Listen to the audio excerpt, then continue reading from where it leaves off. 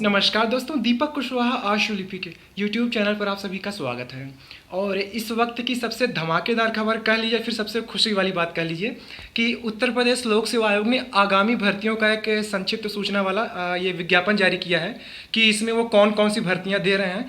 तो तमाम तरीके की नई भर्तियां आ रही हैं और उसी के साथ ही एक सबसे बड़ी बात ये है कि अपनी सबसे खास भर्ती अपर निजी सचिव, इसका भी जिक्र है। और समीक्षा, सहायक समीक्षा अधिकारी और भी तमाम तरीके की जो भर्तियां आयोग देने वाला है उसका भी जिक्र किया है। मतलब कि ऐसा ये पहली बार आयोग ऐसा कर रहा है कुछ कि मतलब कि अब कुछ परेशानी वाली बात नहीं रह गई, अब ये सभी भर्तियां आनी तय हैं। ठीक है, तो इन्हीं सारी चीज़ों के बारे में आपको बताऊंगा और दिखाऊंगा भी। तो आप लोग वीडियो को पूरी ज़रूर देखिए।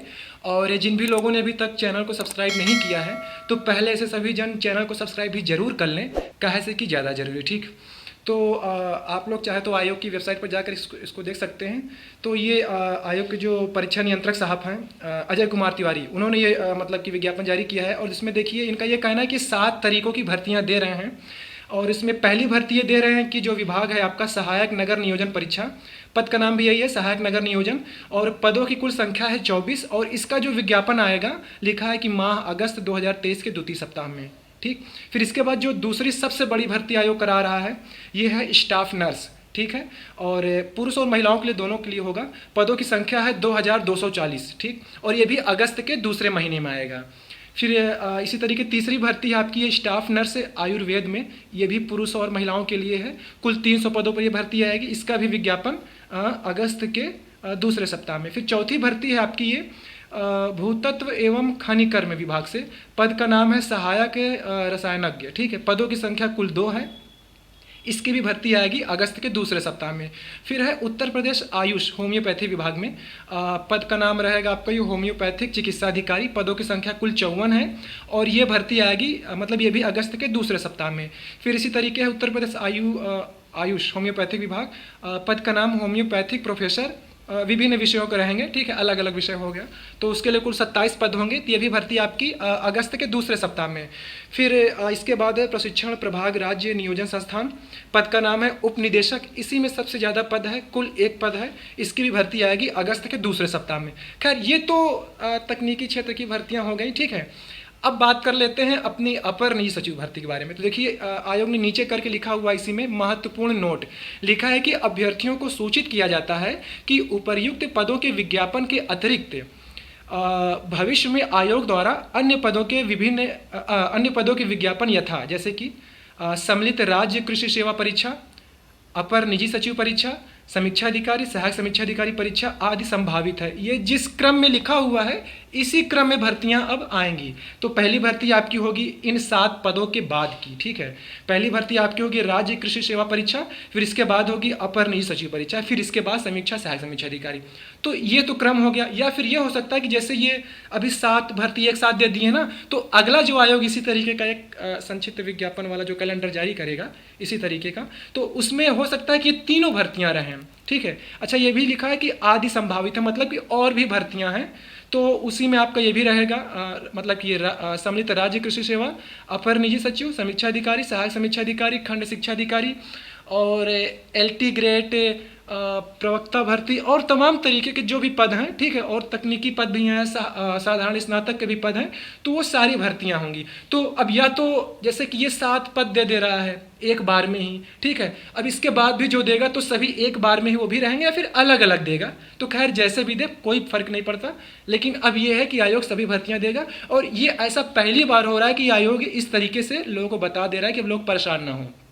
ठीक है, क्योंकि ये था कि अभी तमाम तरीके की हम लोगों ने पत्रबाजी वगैरह की। ठीक है, अपनी भर्ती के लिए। तो अब ये होता है कि सभी लोग अपनी अपनी भर्ती के लिए लगे हैं, चाहे वो APS वाले अपना लगे हैं, RO ARO वाले अपना, BEO वाले अपना, AE वाले अलग, LT ग्रेड वाले अलग, तो सब लोग अपना अपना लगे हुए हैं।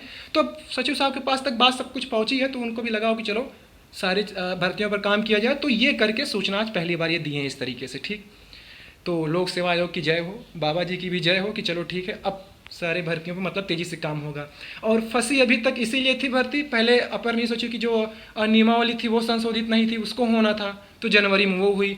अब फिर ये हुआ कि अब स्नातक की समकक्ष अर्हता के संबंध में मामला फंसा। ठीक है, तो वो भी अब जा कर के आपका 19 जुलाई को निपट गया।